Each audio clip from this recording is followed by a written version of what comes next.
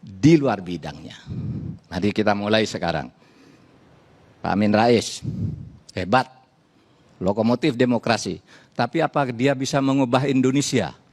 Selama dia menjadi ketua lembaga tertinggi negara. Anda berubah, korupsi masih banyak, krona-krone masih banyak.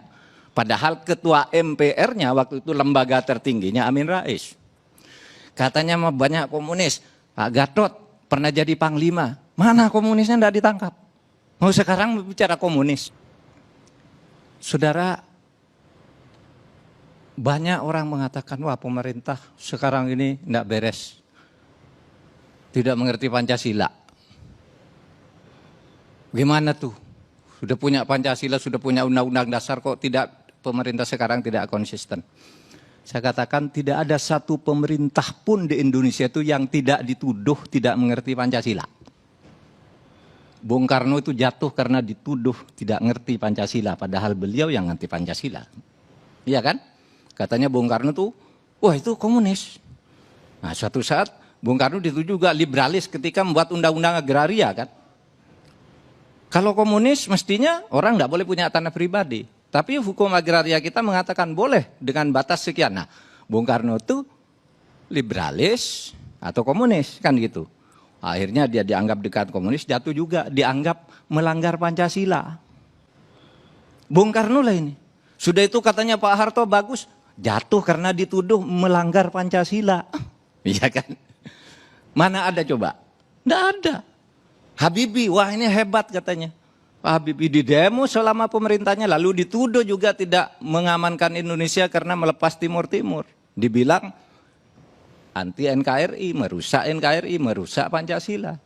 Gus Dur sama, habis dia di demo sama perintahnya, katanya ini tidak bisa melaksanakan Pancasila, jatuh dia. Mbak Mega dituduh, wah ini jual aset negara, bertentangan dengan Pancasila, bertentangan undang-undang dasar, di demo sepanjang pemerintahnya, sama.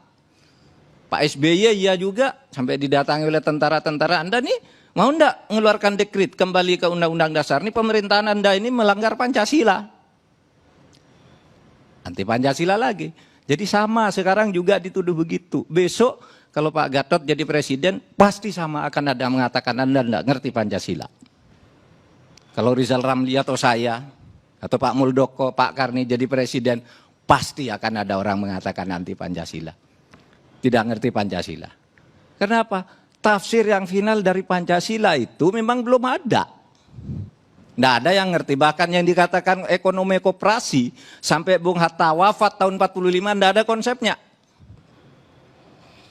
Ditanyakan ke Bung Hatta, kayak apa sih koperasi? Bukan kayak gitu, lalu kayak apa? Setiap orang memberi tafsir sendiri, merasa inilah Pancasila. Nah, apakah ini jelek? Tidak.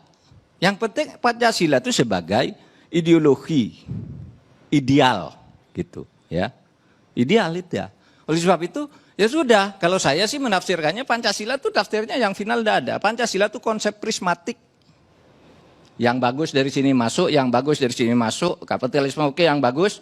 Individualisme bagus karena menganggap manusia itu lahir bebas. Komunisme bagus karena menganggap manusia lahir sama, ketemu di tengah menjadi prisma dia. Oleh sebab itu kebijakan setiap pemerintah tergantung pada kebutuhan saat itu. Bung Karno katakan yang Pancasila yang benar ini. Ternyata salah kata orang, jatuh dia. Pak Harto belok sebaliknya, jatuh juga. Gitu. Nah oleh sebab itu menurut saya persoalan yang seperti itu, kalau saya yang dari risau, orang pasti ada yang kritik. Siapa coba yang nggak pernah, yang dianggap benar di negara ini? Apakah ada 75 tahun merdeka, apakah ada pemerintah yang dianggap benar dan dianggap sudah melaksanakan Pancasila dan konstitusi? Itu kan tidak ada. Tidak ada kan? Tidak ada.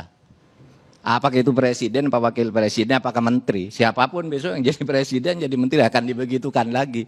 Tapi tidak apa-apa. Itu demokrasi.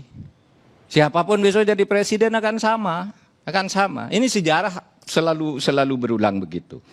Nah oleh sebab itu saya katakan, saya sama sekali tidak pernah tertarik untuk misalnya mengatakan, wah kami itu oposisi. Kami yang dipimpin negara, baik saya enggak, bukan apa-apa dia.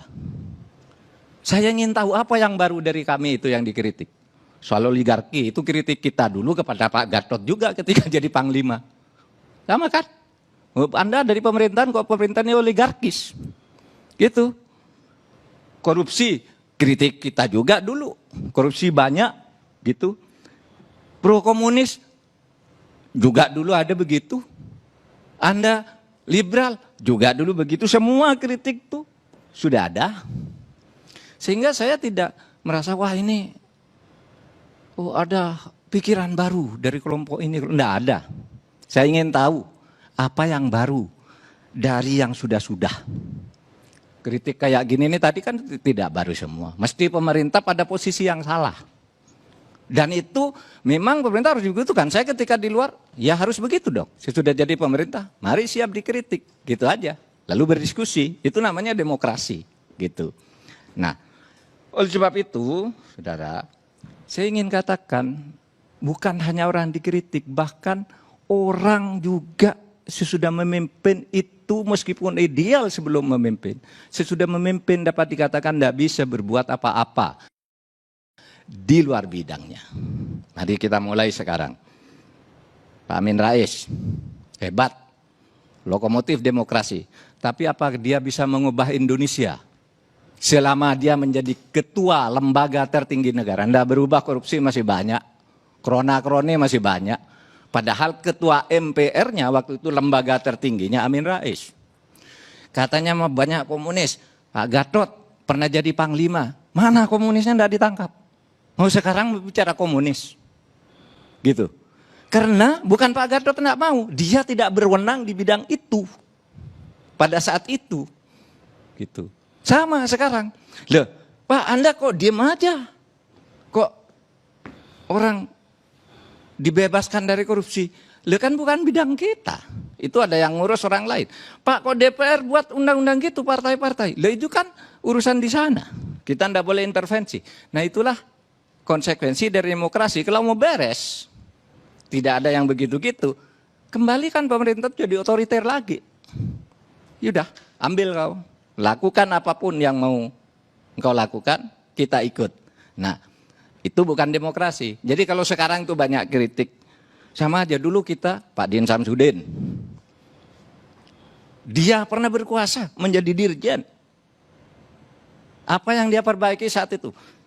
Pimpinan Golkar, di MPR juga, nggak ada. Yang dia kritikan sekarang itu kritik kita kepada dia dulu. Iya kan? Iyalah. Saya sebut satu persatu. Rizal Ramli sama juga, sudah pulang. Sudah pulang. Sama. Saya ingin tahu siapa yang bisa menyelesaikan masalah di negeri ini. Tidak ada. Oleh itu sebabnya katanya tidak ada yang berdaya. Kecuali kita punya kesadaran kolektif membangun demokrasi. Orang bilang, wah paling hebat di dunia ini Artijo Alkostar. Saya sependapat, tuh hakim paling bagus. Tapi apakah dia menyelesaikan masalah di Indonesia? Tidak, dia hanya menghukum orang yang dia tangani. Yang di luar dia tidak bisa berbuat apa-apa.